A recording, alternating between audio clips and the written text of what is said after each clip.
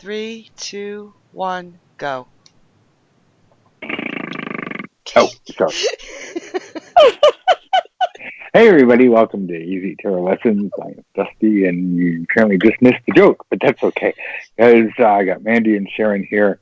Matt in the UK writes, and you guys are all welcome to do the same. It writes in, hey, matter of fact, Sharon, why don't you just say it, and then I'll jump all over it. He wanted to know why it's a sword suit, which is generally identified with intellect and communication, why a sword suit card, the 3 of Hearts, would be so much about heartache. It'd be the 3 of Swords, not the 3 of Hearts. Oh, wow. Yes, the 3 of Swords. We're doing Technically, in cartomancy, the 3 of Hearts would be more akin to the 3 of Cups. Not that there's an exact translation from the tarot to cartomancy. That's how I started as a kid. I was like, I'm just trying to, say, okay, if this is cartomancy, then that's what it means in the tarot. And kids don't try that at home. It hurts. It hurts the brain, and it really doesn't help. And it makes you a crappy reader. Yeah, so the question is, 3 of Swords. It's a picture of at least in most decks. We're using the original Pam illustrations here. It's a heart stabbed by 3 swords, right? Mm-hmm. Indicative of love triangles, heartbreaks, disappointment, heart attacks. Although, again, please, everyone be very careful about reading medical issues, unless you have, PhD or doctor or RN or something, behind your name. But indicative of, this is, these are the general, basic, traditional meanings. There are others, but it's a card of extreme disappointment. Now, Matt brings up a good point. If swords are air, or conversely, swords are fire, which we've addressed that before, and we will over and over. EasyTarotLessons.com, right? So if swords are air, allegedly, well, why wouldn't this card be a cups card? Why can't we have heartache, disappointment, heartbreak? Why isn't that a cups card? Because if the cups are emotions, it should be good emotions, friendly, happy emotions, and then sad emotions. Not just sunshine and happy emotions. And then otherwise it would be swords are unhappy emotions and cups are happy emotions. And I suppose that could work, but that's not how the tarot has been handed down to us. So we have the problem with tarot was invented as a game, like bridge or poker. That's it. And for 350 years, from the Italians to the French, and then all over the world, where people were playing the tarot, because people in Europe spread the cards and then they go off to different places. But for 350 years, it was just a game. That's it. And actually, beyond 350 years, it is still a game. Tarot. Oh my God, we're coming up on the tarot's 500th birthday. Technically, the tarot key's 500th birthday. That's going to be for a while. I might not be alive to see that. I think that should be around 2042. I'll have to actually go check. But, so yeah, tarot's been around for like 500 years, but it's only been used as a divination tool for a little over 150 years. So literally 350 years went by, and nope, not a divination tool, until Atea came and said, because he read, it's on the tip of my tongue. De Gebelin, there we go. Court de Gebelin. So Atea read Court de Gebelin, his little tiny treatise on the tarot in his 8-volume set, just a couple of pages on the tarot. I can't repeat it. Well, all of a sudden, Jean-Baptiste, Paul Christian, and Atea were like, yeah, it comes from Egypt, means the Road, and that line goes on forever. But Atea was already a cartomancer. he was already shaman, and he was already, involved in mysticism. And he said, "Well, okay, fine, I'll read the tarot." Oh, and then he made his deck. He actually designed his own images, which Arthur Edward Waite, Art again, Art gleefully plagiarized, and that's fine. It's a thing. That's where we get our images. Is a lot from Itea and a lot from the Solabuska deck, and then some of it from the mind of Art and some of it from the mind of Pam. So we have a flawed system. It was designed as a game, and then it got co-opted to become the world's leading divination tool. Now, we don't need to have the perfect tarot deck. We have the tarot that was given to us, and so fine. It's just the way life goes, and we've gotten by about 150 years, and it's worked well enough. I say well enough because the general public should be reading with the tarot all the time. It's an amazing skill, allows you additional information that you just can't get elsewhere. But yet the majority, well over 99% of the population in the world will never read the tarot. And I don't know the exact numbers, but I'd say it's a safe bet that over 90% of the world will never get a tarot reading. That's just sad. That's wrong. So we need to improve the accuracy of everybody's tarot readings so that more people come on board. And that leads us back to, well, what is the tarot? What do the cards mean? And how do we determine what the cards mean? And what we have is, over time, people keep adding their preferred version of what the tarot means, which is pretty awesome. It's egalitarian that way. Everybody can say, hey, here's what I think the tarot means. But the problem is, at the same time, anybody and everybody does. So we have non-scholars. We have students who want to go out and teach the tarot, and they've never read for people, or they haven't read for years and years. They just want to go out there and teach.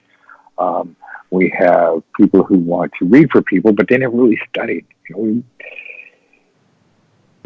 probably, and then the last thing we need are government regulations, but it's at a point where maybe they should be regulated in some sense, where we don't have so many amateurs and charlatans. That's a charlatan. That's a 1890s term I use.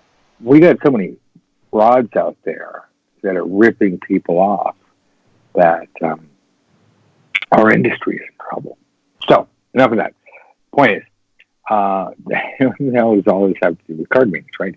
Well, to understand how this whole problem exists, we have to understand how it came about, at least cursorily. So, the quote traditional meanings, which vary from author to author. That's another thing. There's no one set traditional meaning. There's all these different traditional meanings, and then over time, it's like, well, what's most popular?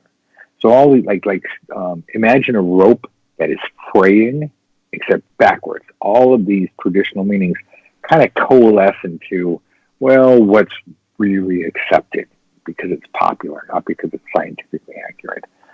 So we have conflicting sources of information. So at one point, tarot being metaphysical, being used for divination, well, it has to align with astrology or the elements, because the elements come from astrology. Well, there's 4 elements, and there just happen to be 4 suits. So why not? Let's force elements into the tarot. Well, the cups were easy because cups hold water, so let's make them water cards. Therefore, when we draw images on the tarot cards, let's make those images with cups relate to scenes that involve emotions. Well, that makes sense, right, guys? Mm-hmm. Yeah. It does. And then swords would be scenes of violence or conquest.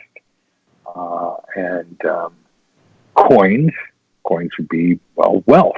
So it just makes sense. And then wands, wands are actually, they weren't wands. They were staves or staves, batons or clubs. all of these are weapons. The oldest weapon in the world, other than a rock. But after a rock, you had a stake. So the swords came long after. And swords is just a pointy, sharpened stick made out of some kind of metal. So we had a problem. It's like, well, swords, wands, swords. I mean, swords are violence, but wands burned because they were made of wood. So it's like, okay, well, coins are made of metal. Metal comes from the earth, and earth in astrology refers to practical matters such as things we can see, touch, taste, smell, feel, hear. So that really works well with tangible wealth. Okay, let's check that off. So coins, earth, wealth. Wands, well, they're fire because they burn. All right. Cups, well, they hold water. Well, that leaves air. Well, swords, yeah, you wave a sword through the air. There, haha, you wave a sword through the air. And that is literally how it came about. I probably could have done better with flags, or smoke, or something, incense. Ooh, the 10 of incenses. Now that would have been interesting because then we would have had a tarot much more metaphysically inclined, much more, because incense would have been thought, meditation, much more cerebral activity. The 8 of swords would have been like, kind of like our 8 of coins. Like, I'm studying, I'm cramming for a test. But, there, I just gave somebody a chance to totally redo the tarot and change the meanings. And that should be interesting. If you ever do that, send me a deck, send me a deck because I gave you the idea. So, nonetheless, we have swords, which, if you look at the cards, you look at the images on the cards, pretty violent, unhappy suit. There's a lot of victory, conquest, defeat, abuse, tyranny, despair. The message of the swords, it really is live by the sword, die by the sword, but also that he, or in this case she, who has the sword makes the rules. These all came from a time long before,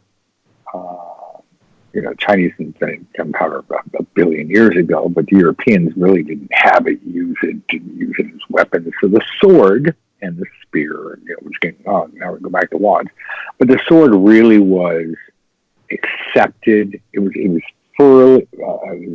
firmly embedded in that psyche, just like guns are today. We have all these mass shootings when we have the other people going, "Don't you take my guns away from me." And we have guns for physical protection, and we have guns for war. But it's always guns. Back then, it was the same thing, except it was sword. So right now, we're like, oh, swords, yeah. But if you go back a couple hundred years, the sword was a scary thing, especially because the bigger you were and the sharper your sword, the more you could just hack at people with impunity, and probably immunity, because good luck. You pry my, what is it, Charleston Heston, you can pry my sword out of my cold, dead fingers, and that's pretty much how it works.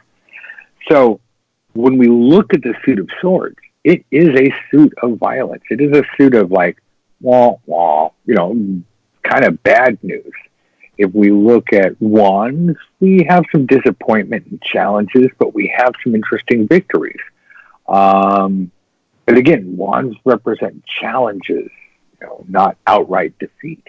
Cups, lots of happiness, and then some sadness. And coins represent you've got a lot of stuff or you don't have a lot of stuff. So in every one of the 4 pip suits, wands, cups, swords, and coins, or pentacles, we have emotions. There's always emotions, but it seems, why does this 3 of swords have so obvious? It's got a heart. It is definitely a card of bitter disappointment, of heavy duty emotion. We would think that should be like, I don't know, maybe the 3 of cups reversed. It's like, oh, or the lever's reversed. Well, sucks for you. So here we have the conflict that the element of air had to be assigned to one of the suits in order to allow the tarot to fit in the metaphysical realm of alchemy, along with everything else. So, fine, swords are air. But the definition of those cards, and therefore the resultant images that pan through from the definitions, really had nothing to do with the suit of air. I mean, the element of air, sorry. So this is where, with tarot, you really have to suspend disbelief, and you have to suspend common sense. You've got to either choose, I'm going to believe this, or I'm going to believe that. And this is the problem with reading formulaically and saying, well, it is air, but it's a place from the heart. It's savage. This is why in our academy we constantly say over and over, look at the image. What is the image saying to you at this moment? What does this image say to you in context of the question that you are asking about?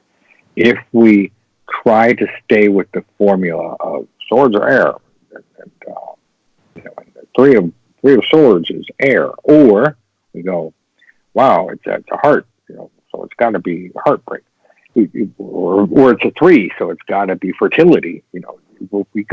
We try to force numerology or color theory. Since Albano tried to do that. Frankie Albano. I found Frankie Albano. Problem is, he was like 4 years away. I know where he was like 6 years ago, and now I can't find him. I found him too late. He was advertising as a psychic in North Hollywood, believe it or not. So it's like, oh my God, all those years, he was right there. I hope he's not dead yet, but FrankieAlbano.com is alive, but it's whoever's running it or owning it is not responding. And so, word out there, if anybody can get a hold of Frankie Albano, let me know, because we got to talk to him. But Albano really tried to say, no, here are the correct metaphysical colors for the tarot. And you look at the old Albano decks, or the ones that U.S. Games is putting out now. It's a shock to the system. What are these garish colors? But he was adamant about correcting these metaphysically. Well, I strayed off topic. I don't know. Sharon, what do you think about Three of Swords? In the sense of what we were talking about and Matt's question. Well, same thing with keywords, in traditional meanings. They're supposed to be guidelines, and I see even the themes of the suits as guidelines. Life just doesn't happen one way or another. Everything is present. And wait, let's stop right there. So we all know what a freeway is. Mandy, what do you call a freeway in London? A motorway. Motorway. Okay, thank you very much. All right. Yeah. Generally speaking, like in a big interstate out here in the United States, we have like 8 lanes, like 4 or 5 lanes for each, generally like 4 lanes for each is in theory. We call them freeways, turnpikes, roadways. You might call them motorways, why not? But there are lines, little striped lines painted, stay in your lane. And then, we've got 4 on this side. You go this way. And then, we've got a dividing wall or a large patch of grass or something, depending on, the freeway. And then the people going the opposite direction get their 4 lanes. So it's very systematic and orderly because they're designed to take you from this metropolis to this other metropolis. And then, of course, you can stop off and, here's my exit. You can get off anywhere. And then same thing with 2-lane highways, 4-lane highways, and whatnot.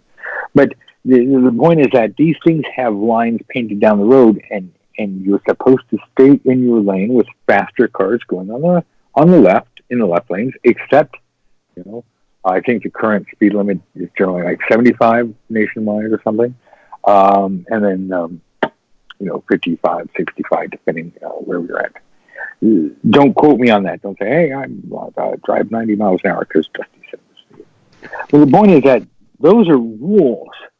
So humans are used to establishing guidelines, and guidelines and structure do work, but we can't apply these kinds of guidelines and structure to the tarot and say, in the form of keywords, where, you must do this or you must read this way. That doesn't mean we can have anarchy where we're just driving all over the freeway. It's like, I think I'll drive over, or I'll drive off the freeway. I'll drive on the, on the sidewalk at 90 miles an hour. Who needs a freeway?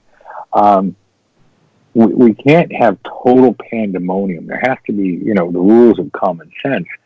But the problem is, because divination is an art, it is not easy, folks. It is hard. You have to have patience and practice, and you have to study, and hopefully you've got a good teacher. Now, occasionally, anyone can have a flash of inspiration. Matter of fact, that's kind of why we have several courses on this, is to help you. And we're not the only one, different courses all over the world. But anyone can have a flash of inspiration. We want you to have flashes of inspiration all the time. We want you to be more accurate with those flashes of inspiration. But to be able to do this on command, on a regular basis, and be able to deliver reliable advice, that will bear up to scrutiny. That will bear scrutiny, stand up to scrutiny. You need training. Yes. So we have to be careful about cheat codes.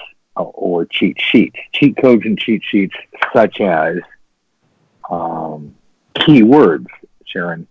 Those are like lines on the freeway where it's easy to go, as long as I stay in my lane, I'm going to be a good tarot reader. As long as I just follow these keywords, I can't go wrong. And if I'm wrong, it's not my fault because I read the keywords on the book. Mm-hmm. Oh my God. It just doesn't work that way. Right. So they're more like guidelines to help you get started and understand. But overall, it's the image. Remember when you were riding a bike, think training wheels, right? Yeah. So keywords are prison. Traditional card meanings are training wheels. At some point, you don't need them anymore. That doesn't mean you just go willy-nilly, but the guidelines, but not keywords. Keywords are a joke. But keywords come from traditional meanings. The problem with keywords is they retard critical thinking. Think about that. Keywords encourage you not to think. But so don't use them. In a sense, aren't those suits, those elements for those suits, they're almost exactly like keywords, especially when you get a card like this. You just locking yourself into, no, it's a sword. Yeah, that's the thing, is that with elements, while they are interesting guidelines, you cannot hold them too close or too rigidly, because it's like an ill-fitting suit. Well, it still fits, but it's going to bunch up and bind and look it's going to make you look goofy out in public. And I don't want any of you to look goofy out in public.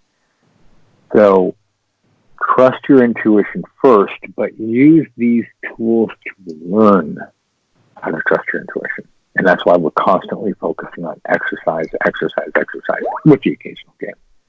That's where you really build your ability to talk to God.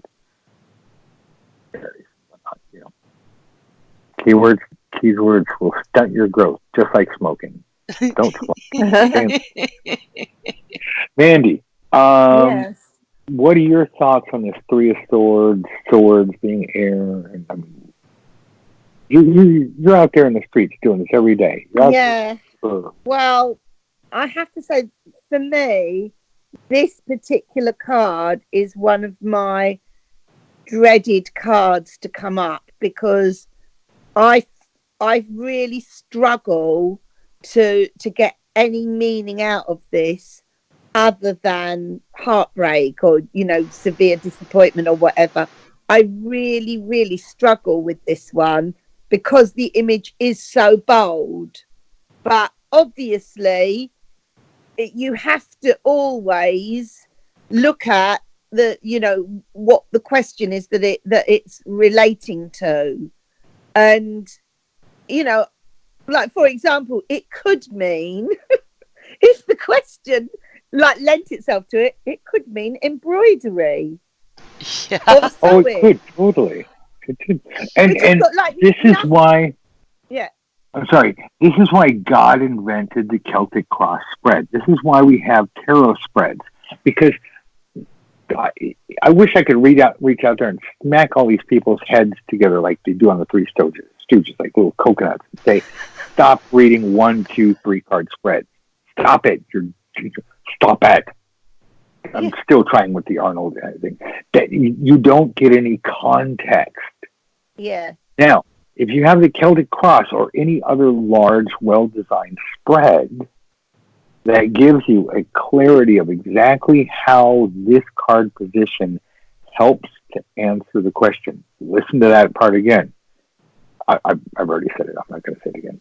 If you understand all that, then we've got much more depth and understanding because you have the question that you're asking. Yeah. You are asking, you're reading. And you are asking this on behalf of the client. And you phrase the question based on your understanding of what they want to know. So you have the question you asked, what they want to know, what the card position says about the situation or where it points to the answer. And then you have the card. Now you've got a wealth of information to guide your intuition to cough up an answer rather than, "Hey, Mandy, here's a card. What does it mean? What does it mean to me?" Does that make sense? See how this is so much easier? Oh, to get a clear answer. Yeah, absolutely. But I do think there are certain cards that are more difficult to kind of, come away from the keywords and the traditional meanings than others. And this one is one of them for me. I do, but certain cards are not all that well designed. We know that for a fact. Yeah. And let's talk about this is also exciting. This is also exciting when something does come out of your mouth that is appropriate to the card, but not anything that you've ever thought about before. Yeah, and it's very exciting because I do find this card challenging. Yeah. Well, the Three of Swords image comes directly from the Solabusca deck. You can Solabusca. So you can all look that up. It's a heart being stabbed by 3 swords. But the Three of Wands is a face or a head being stabbed by 3 wands. Oh, weird. It's the same exact image. So the question is, if Pam stole that and put 3 swords piercing 1 heart, why didn't she just have 3 wands piercing a head? Or why did she choose one image but not the other? yeah. You see, this allows us to understand the nature of the problem instead of going, "I don't understand, I need keywords." You don't need keywords. You need to understand, hey, the tarot is a flawed system, but that's fine. We just have to work harder at it. We just have to become better. Now, granted, if the tarot was better designed, it'd be easier. We'd all be able to read the tarot, which would be awesome. But as it is, we kind of have to work. We kind of have to develop our intuition. We have to see the card, see the image, but also see how that image is striking our brain and making us think something. When I see a pizza I don't need to have a keyword for a pizza. My keyword for pizza is yum. Uh, if I see a pizza that's been destroyed with anchovies and mushrooms and liver and Brussels, Oh, that's exactly what goes in my head. But if I see a pizza gracefully adorned with bubbling, crispy cups of pepperoni cooked right until the very tips are lightly singed, that's nirvana. That's bliss. now I'm hungry. That's how the tarot talks to us.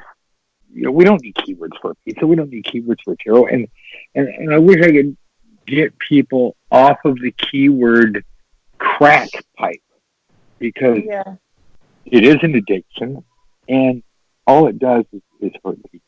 But it's popular because there are too many fake experts out there. And I don't mind being the old angry guy, old angry guy, whatever, because I'm right. And I'm not right because I'm special. I'm not right because I'm a genius, although I am handsome and regularly good looking. If he says, I'm not right because I'm right. I'm right because I'm right. I'm not right because I'm smart. I'm right because I'm right. I don't care if it's by pure luck. And that's why I keep beating the drum on this because my only goal is that you guys become better readers. You guys become the best readers in the world. And until other teachers stop smoking the crack pipe and until they start embracing the truth, I'm going to be the voice out in the wilderness. And the more that they come start speaking the truth, the more there'll be a chorus of us railing against those who teach fraudulent methods. So, again, SOLA space B like boy, USC like Charlie. Sola Busca, Sola Busca. Look it up. You'll be stunned. It's right there. Here's where it all comes from. Does that make sense? Does. Yeah. This Three of Swords, forgetting keywords completely and just looking at the image. Yeah. It is very difficult to interpret it in any way other than pretty miserable. It is a fairly miserable card. Yeah. And you know what? Life has things happen that aren't happy, skippy. People get evicted. Look at what just happened in New Zealand. And then look at the idiot who's in the White House. Look at that response. These are both examples of miserable things. Yeah. It's sad, but, we can't have a tarot deck that only shows good, happy things. Otherwise, it's not going to be an accurate deck. I know. But even something like the Tower, for example, I can sometimes see the Tower as electrifying and exciting and, not necessarily a disaster. It depends on the reading. But this is just in your face miserable 99% of the time. It sort of says one thing very boldly to me. Right. Comedy is when it happens to someone else. Right? Yeah. So just like the Ace of Swords, we don't want it pointing at us. Just like the Three of Swords, we would prefer that come out upside down. As a matter of fact, I want everybody to take your Three of Swords out, draw an arrow upside down, and then turn it around. So every time it comes up, it always comes up upside down, reverse. Yay! Let me ask you this, though, Mandy. Let me ask you. Gretel says, "Hey, I'm going to go play out in the street." She's like, what could possibly go wrong? And so you pull a card on it, the Three of Swords card comes up. Wouldn't you be much happier that card came up to say, you know what, that's not a good idea. Not the Three of Cups card. Oh, sure, go on, play in the streets with your friends. As a warning card. I mean, you understand. Amazing. Let's not be, we can't be addicted to positive outcomes. And we can't be afraid of nature saying, don't do that, don't go there. this is not for you. Somebody comes up and says, hey, should I get back together with my ex-husband? This card comes up. I think that's a good card that says, oh, no, no, no. Yes. Run. Yeah. No, sometimes it is the perfect card because of its, severity of its message. So, but, what if you were saying, what is it he really wants? And this came up. Well, again, you're talking about a one-card reading. I don't do one-card readings. No, I'm just saying in that card position. In that card, I don't mean, yeah.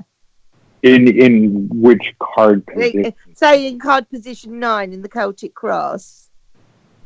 Okay, well, give me a clear question. I'll be more than happy to answer it. So, like, say for example, you were trying to say it was a relationship reading, and you were trying to find out, what this guy really wants. Okay, so you're saying that it's you. This is okay. I need more clarity on this. So let me say what I think you mean, and I want everybody to listen, because this is exactly what I want you all to do with your clients. Again, friends, relatives, or yourself. What I think you're saying, do this with your client. What I think you're saying is this, and then give them a chance to clarify or say, yeah, that's exactly what I want. What I think you're saying is you are giving a reading to someone, and they are asking about a relationship that they want to have, or they are in with a gentleman, and they want to know what he's feeling. Yes, that's the second one. So they want to know how he is feeling about them, or about their relationship. Okay, how he wants out. He wants a shovel and a bag of lime. Yeah. That means, get out. If somebody starts shopping for a shovel and a bag of lime, look it up online. You don't want to be around there. How simple is that? How simple is it? Yeah, obviously, yeah. These are not the droids you're looking for. I mean, what I like about that is there's no beating around the bush. There's no, it's kind of like he would just say no. Or there may be something that she is not telling you. He wants you to break up with your deadbeat husband that you're having an affair on, so he can get there. See, this is why we need context. Tarot cards are meaning. Tarot cards generic. We have to understand, and this is where our intuition helps us. But it's triumvirate. Everybody take your thumbs. Everybody do the Fonzie, do the thumbs up. Now jam your thumbs together gently, and then take your index fingers and make a triangle. So you're making a little. Here's a church, here's a steeple. So you got the little thumbs together. It's a triangle. Yeah. Card meaning comes from the question, the card position, and the data that we're looking at. Talk to your client. What exactly are they asking about? Now, if you go and you say, well, tell me anything, you can tell them anything, but you're going to have to rely solely on your intuition, logic, and card meanings.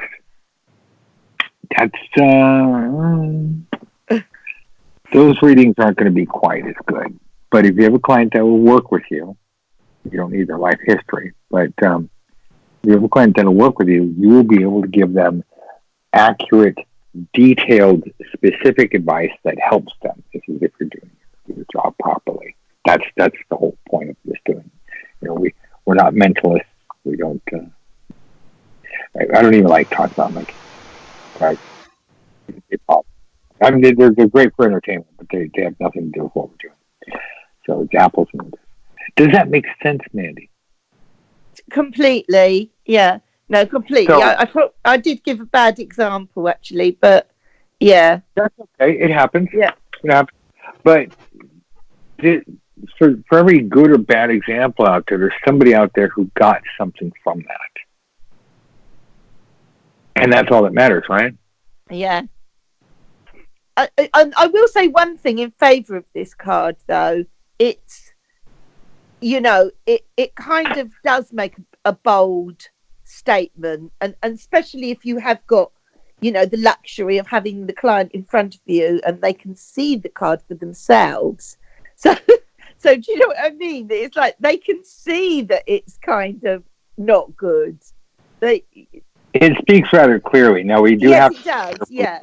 clients don't end up trying to read the cards themselves, like, oh my God, here's what I see. But yeah, what you said is You can't sugarcoat it. Do you know what I mean? If the client is sitting there in front of you and you're going, oh no, your relationship's going to be great, it's not like. We'll just replace this card with another one. Yeah. Here's one with a picture of an ice cream cone on it. All right, I think we talked this card to death, and we talked everything else to death, and I've got to go give a thank you, everybody, for being here. Mandy and Sharon, thank you so much for your insights, as always. These guys are out here doing it every day. These are actual readers. And if you have any questions for them, ring them up on the phone. Ring, ring. That's what we're here for. We are here to help. Any last words of wisdom about the Three of Swords? No, I think I've said everything that I can say about this card. And okay, I've got one last thing to say then. Is I want everybody to reach inside your tarot deck, find the Three of Swords, tear it up, burn it in a fire, and spread the ashes over the ocean, and then never think about it again. Problem solved. All right. Bye, everybody. Take the blank card and draw a rainbow unicorn on it with sprinkles, and everything will be fine. Bye for now. Bye.